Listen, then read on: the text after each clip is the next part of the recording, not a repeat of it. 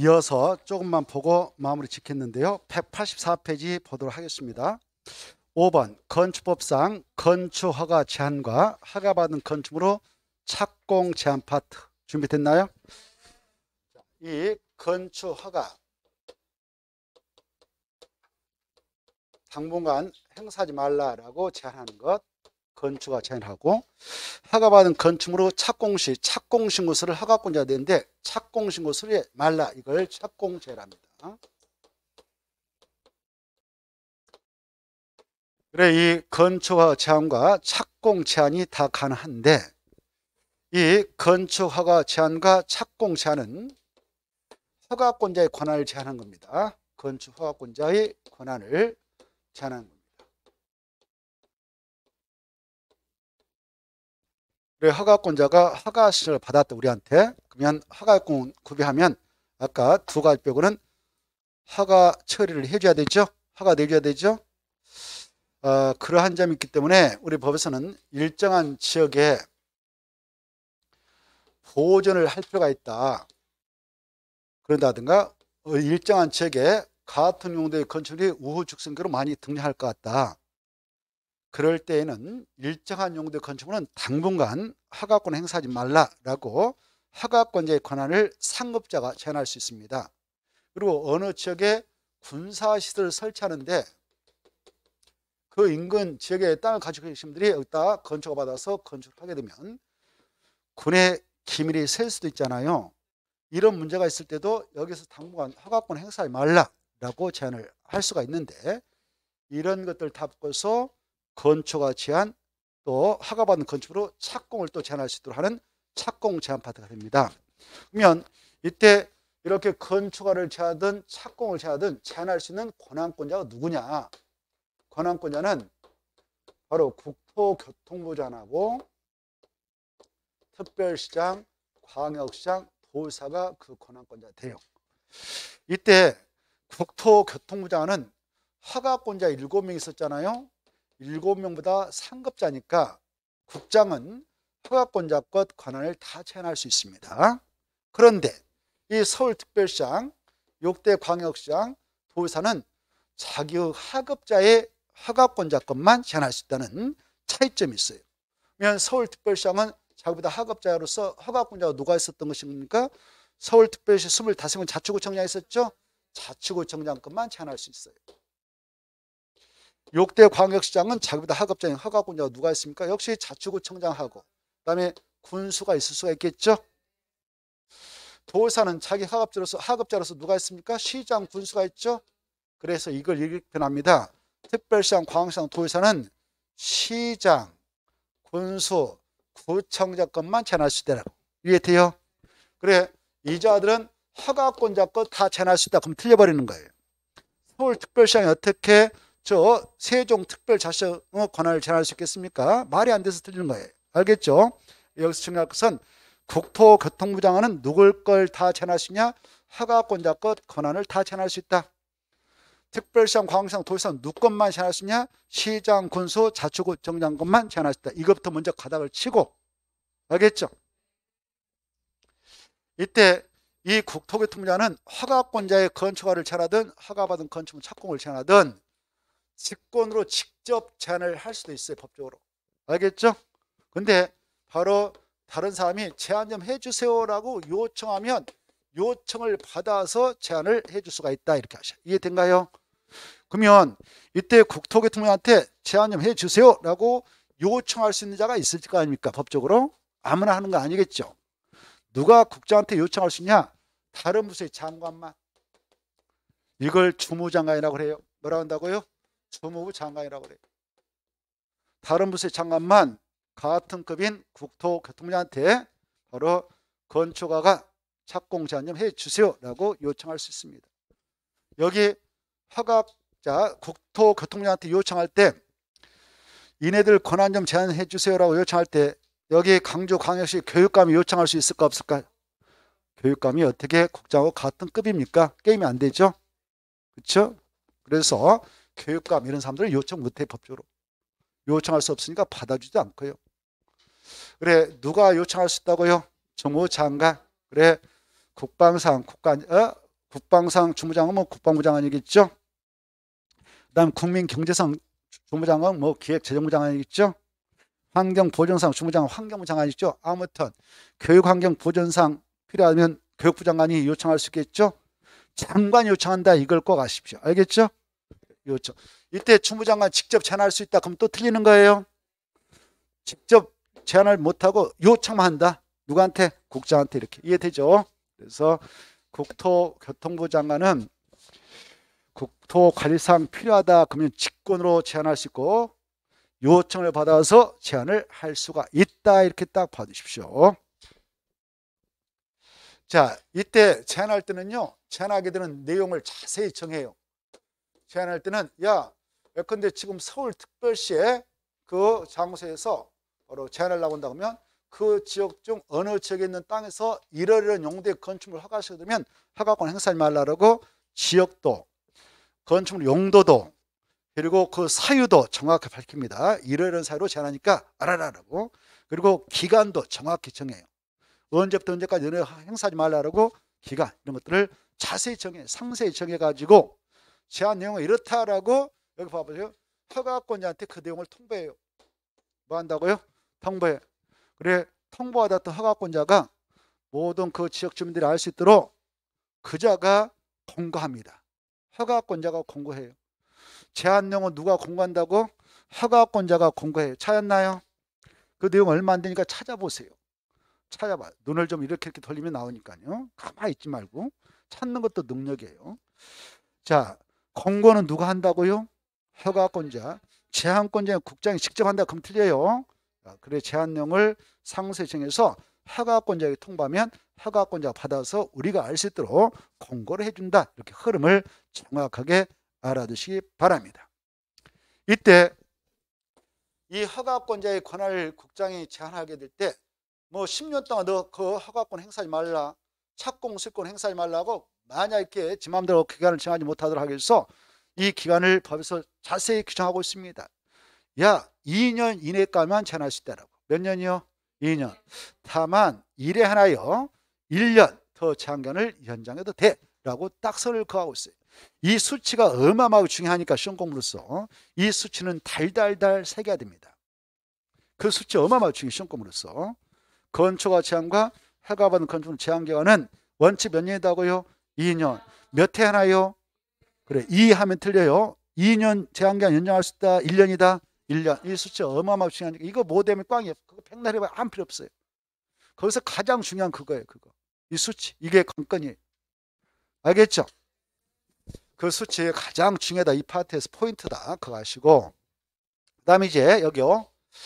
여기 서울특별시장이 저기 강남구청장 무슨 지역에 어떤 용도의 건축허가 신청하면 허가권 행사하지 말라. 기간 몇 년이다. 이런 사유 때문에 한다라고 제안할 때에 이 지자체장들은 3명 제안할 때 제한사유가 지역계획상 도시계획상 필요할 때 제안할 수 있는데요. 이때 제한 조치를 취했다면 이자들은 즉시 국장한테 보고를 의무적으로 해야 됩니다. 이러이러한 사유로 제안했습니다. 라고 즉시 보고해라 이렇게 하고 있어 법에서. 언제 보고해라고요? 즉시. 그래. 특별시장, 광시장, 도사는 즉시 바로 제안 내용을 국장한테 보고해라 이렇게 하고 있습니다. 보고를 받았던 국장이 판단해 보니까 둘이 감정 싸움 해가지고 제안했어. 그럴 수도 있잖아요. 서울특별시장이 박원순이다.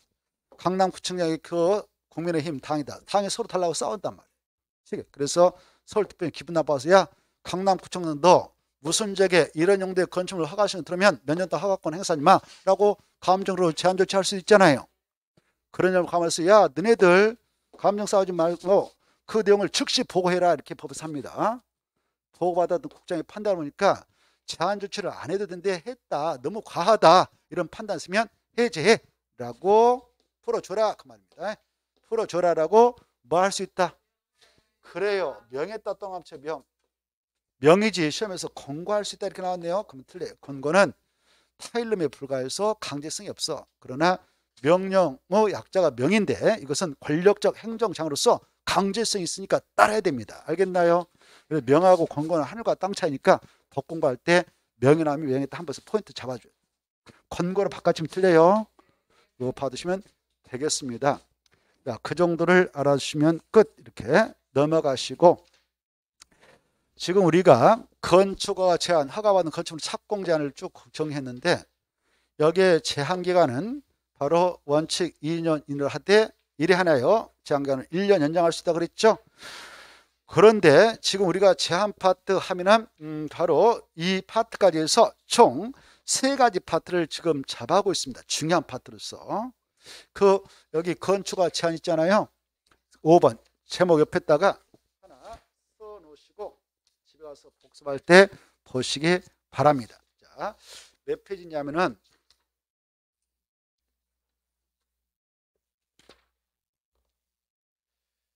71페이지하고 72페이지 써놔요. 71, 72 거기다 써놓으셔요. 거기 보면 개발행 허가 제한이 나요. 찾았나요? 한번 가서 봅시다. 30초면 볼 수 있으니까. 빠르면 30초, 늦으면 1분 걸려요. 보신다 생각하시고. 찾았죠?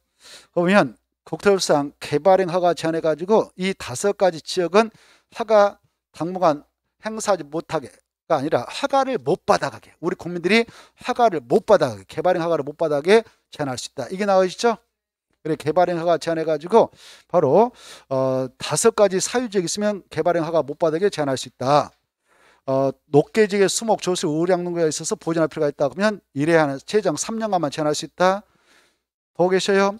그다음에 개발행위라의 주변의 경관, 미관, 환경, 문화재 손상, 오염 우려가 있는 지역도 그걸 보존하기 위해서 1회 3년 동안 개발행 허가 제한할 수 있다.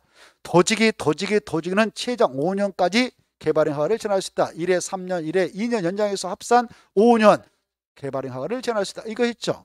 이거하고 이 건축성 건축허가 제한은 1회가 아니라 그런 거 없고 원칙은 2년 1회 하되 1회 하나요. 제한 1년 연장할 수 있다. 이 수치를 또 비교. 알겠죠? 그 다음에 그래서 184페이지다 써놨죠? 비교, 아까 건축허가 제한과 착공 제한에다가 그 페이지를 꼭 써놓으시고, 그리고 지난주에 공부했던 내용으로서 하나 더 거기다 페이지 하나 써놓고 집에 가서 복습할 때 보시기 바랍니다. 우리가 그 정비법상 정비 예정구역에 대하여 개발행위를 2가지 제한할 수 있다 이런 걸 했습니다. 지난주에. 그 내용이 몇 페이지냐?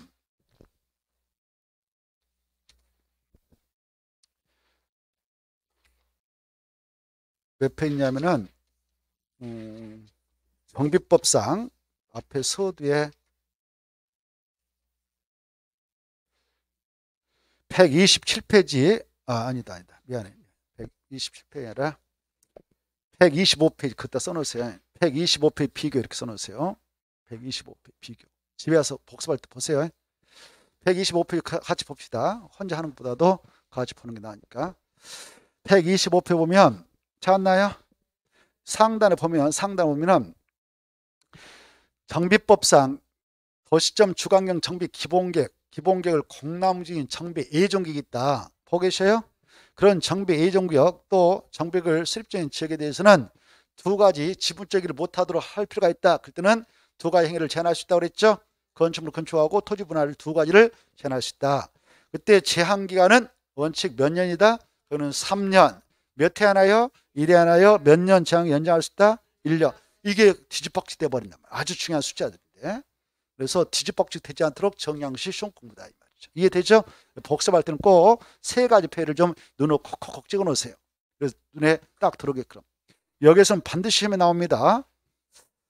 자, 그 다음에 이제 개발행 허가 제한 쪽 아까 정비 예정에서 제한 2가지 그리고 건축허가 제한까지 정리해 봤습니다. 원점으로 다시 오세요. 원점으로. 맞나요? 건축법 넘어오셔가지고 어디를 보냐? 186쪽을 봅니다. 186쪽 공용건축물에 대한 내용이 나와있죠? 아까 여기 써놨다 생각해봐요. 아까 이렇게 건축할 때 우리 일반 국민들, 사인들이 하죠. 우리 국민들은 건축할 때 둘 중 하나를 거쳐야 되죠. 허가를 받든 건축 신고 대상을 신고를 하든 진행해야 됩니다.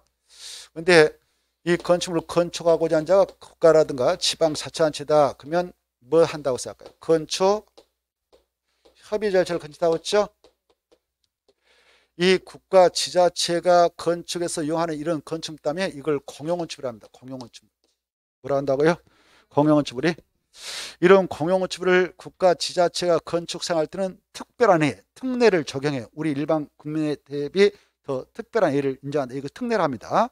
공용건축물은 특례가 적용된다. 그래서 건축허가, 건축신고 대신 뭘 거치느냐?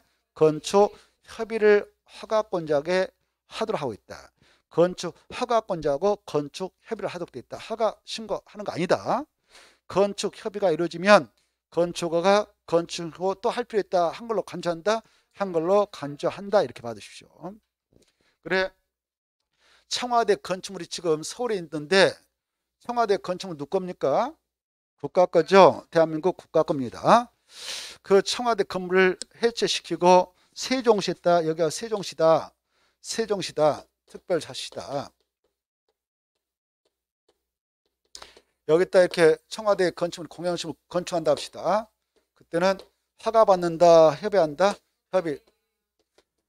이 지역의 허가권자는 누가 했던 겁니까? 특별자치장 했죠. 세종시장. 이자하고 미리 건축 협의를 하는 거예요. 이해돼요? 협의가 떨어졌다. 그래, 국가의 뭐 국토교통부장이 총대명을 한다든가 그래가지고 야, 청와대에다 세종특별자치했다가 이 청와대 건축하려고 한다라고 세종특별자치장 뭐 전화상으로 하든 만나서 하든 그 이분한테 말씀드리면은 그렇게 하세요. 그러면 협의는 끝나는 거예요. 협의는 꼭 해야 됩니다. 협의를 하지 않고 세종시 땅에다 이걸 건축한다고 가정해볼까? 그러면 세종특별자치에 봤을 때 이거 뭐야? 김정은이 별장일까? 헷갈릴 거 아닙니까? 관리가 안 돼버리겠죠. 그래서 무엇은 꼭 해야 된다고요? 협의는 해야 된다. 허가권자하고 협의해야 된다고 아시고 협의하면 허가 신고 마친 걸로 간주합니다. 이렇게 이제 협의를 마쳤다. 이걸 이제 건축을 한다. 공사 들어갈 거 아닙니까? 공사 들어갈 때는 그 기간에 제한이 없어요. 알겠죠? 아까 우리는 허가 받았다. 뭐 2년에 들어가라. 신고했다. 그러면 1년에 들어가. 이런 규제가 있었죠. 근데 이건 그런 규제를 받지 않아요. 자, 그 다음에 이제 여기 봐봐요. 우리 일반 국민들은 이거 받아냈다. 그러면 아까 공사 들어갈 때 그냥 들어갔던가요? 착공신고 했던가요? 착공신고하고 들어갔죠? 착공신고 대상이다 그러는 겁니다. 근데 이건 공용축물 협의를 거친 이 공용축물은 특례가 인정돼서 착공신고도 할 필요 없다. 국가에서 세종시에다 청와대 건물을 신축할 때 이 세종특별자치한테 신고한다 안 한다? 안 해. 착공신고 할 필요 없어요. 알겠죠? 신고 대상 아니다. 중요해요. 그런 특례가 인정됩니다. 그래, 우리 일반 국민들이 이렇게 착공신고하고 공사 들어갔다. 공사에서 공사 끝났다. 가정합시다. 건축공사 완료. 완료했을 때 우리는 막 사용할 수 있을까요? 사용승인 신청해서 검사해서 합격해야 사용할 수 있을까요? 합격해야 돼요. 다시 허가권자님한테 가서 허가냈던 그분한테 가서 공사 다 끝났습니다. 그러니 이거 사용하도록 이거 처리 좀 해주세요. 그때 이렇게 표현합니다. 건축법서는 사용승인을 신청한다고 그래요. 뭐라 한다고요? 사용승인 신청해서 신청받았던 허가권자가 검사해봤어. 7일에 검사합니다. 법적으로. 며칠에 검사한다고요? 7일에 검사해.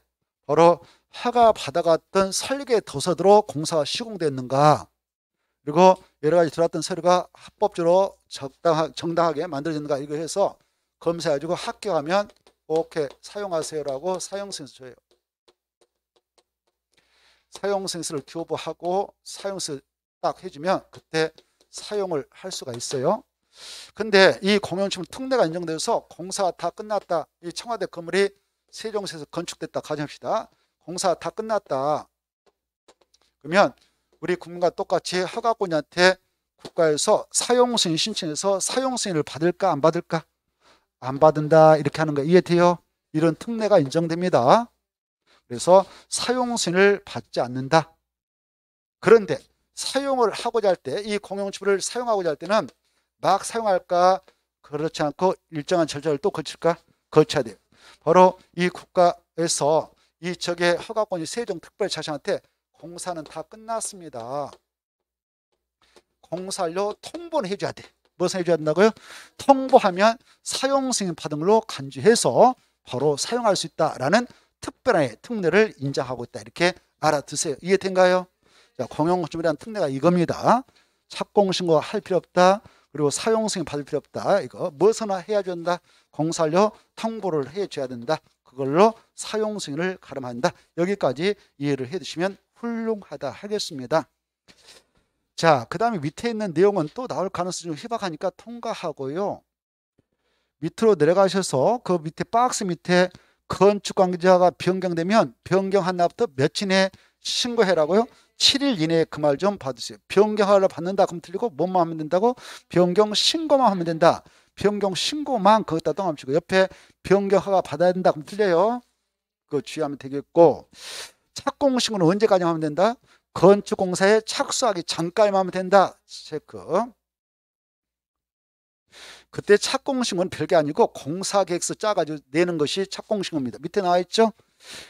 이때 우리 일반 국민들이 착공신고를 한다라고 할 때 착공신고 대상이 있습니다. 이제 금방 건축을 받았던 건축물 공사 들어갈 때 착공신고하고, 건축 신고 대상 건축 신고하고 나서 그 공사 들어갈 때 착공신고하고, 그 다음에 임시로 쓰겠다라는 것을 가선축을 합니다. 그냥 건축물이 아니라 이런 것은 반영구 건축물이고요.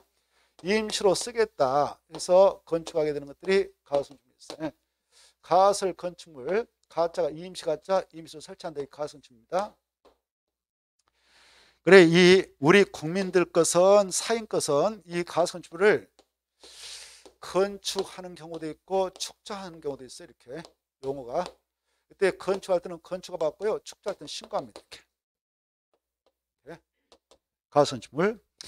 이때 가선축물을 건축함에 있어서 허가를 받게 되는 장소가 있어요.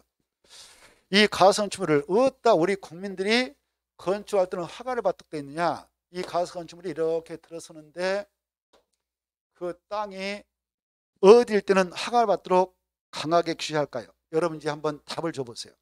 이 가선축물이 어떠한 땅에 들어갈 때는 허가를 받도록 규제받을까요? 맞은 것 같아. 뭐라고요? 맞은 것 같았어요. 뭐라고요? 멋진다고요? 맞을 듯 했어. 도가 나와서 맞은 듯 했는데 뭐라고요? 도시죠? 맞은 듯, 나 좋아했는데 도자 나와서 좋아했는데 도시 군객 시설 뭐라고요? 도시 군객 시설. 이 시설이 뭐 공원일 수도 있고 광장 이런 부지일 수 있단 말이에요. 도시 군객 시설지 그 예정지 이 말 나와야 돼. 알겠죠? 엄청 중요한데 도시 군객 시설지 예정지. 여러분 땅 있었는데 논밭이 있었는데 광주광시장이 여기다 공원 만들겠다라고 도시공원으로 딱 결정을 했어. 그럼 이거 뭐라고 그래? 도시 군객 시설이라고 그러죠? 그렇죠? 근데 이 사업도 돈이 있어가지고 공원 조성 사업도 하지 않고 멍 때리고 있었어. 멍 때리고 있는데 2년 지날 때까지 아예 단계별 집행을 수행하지 않고 있는 부지가 됐다. 그러면 그때는 허가 받아서 가선축을 건축할 수 있습니다. 알겠나요? 알겠죠? 이때 허가를 받기 위한 요건은 우리 건축법에서 자세히 규정하고 있는데 이때 허가 받기 위한 요건은 일단 몇 층이야만 허가 내주냐? 3층이야만 내준다 이렇게 돼 있어요. 몇 층이야만? 3층이야. 전치 기간은 원칙 몇 년 동안이냐? 3년. 다만 그 사업이 시행될까지는 연장받을 수 있다. 이런 게 나와요.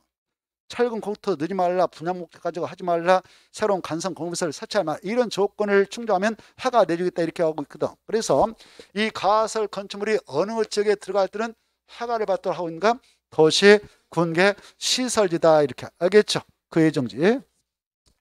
그래 이렇게 가설 건축물은 허가를 받는 경우가 있고 그냥 이 지역이 아니면 축조 신고하면 됩니다. 이렇게. 그래 이때 착공 여기요. 건축받았던 가선축물은 공사에 들어갈 때 착공신고를 해야 돼요. 그런데 축조신고 대상 가선축물은 공사에 들어갈 때 착공신고하지 않습니다. 알겠나요? 알았어요? 자, 그 다음에 이 착공신고했던 가선축물은요. 공사 다 끝났다 그러면 사용을 하면 사용승인 신청도 해서 사용승인 받아야 사용할 수 있어요. 근데 축조신고 대상은 착공신고도 할 필요 없고 다 공사 끝나고 나서 사용할 때 사용승인 신청해서 승인받을 필요도 없다 이렇게 하죠. 정리합니다. 착공신고 대상은 세 가지 있다. 뭐냐? 허가받은 가선축물, 허가받은 건축물, 신고 마친 건축물 세 가지. 사용승인 신청 대상도 똑같다. 여기까지 알아주시면 좋겠습니다. 거기 써놨습니다. 착공신고 해가지고요. 보고 계신가요? 건축받은 건축물, 건축 신고한 건축물, 건축받은 가성축 이것들은 그 공사 착수하려는 건축주가 허가권자에게 공사계획 신고해라. 이게 바로 착공신고입니다. 다만 그 건축물의 해체를 신고할 때 착공의의를 기재해서 냈다면 별도로 착공신고할 필요 있다 없다? 없다. 자, 그 다음에 밑에 만약 착공신고를 받았던 자들은 며칠 내에 처리를 해줍니까? 3일 이내 수리여부를 알려준다 이렇게 돼 있는데 읽어보시고요.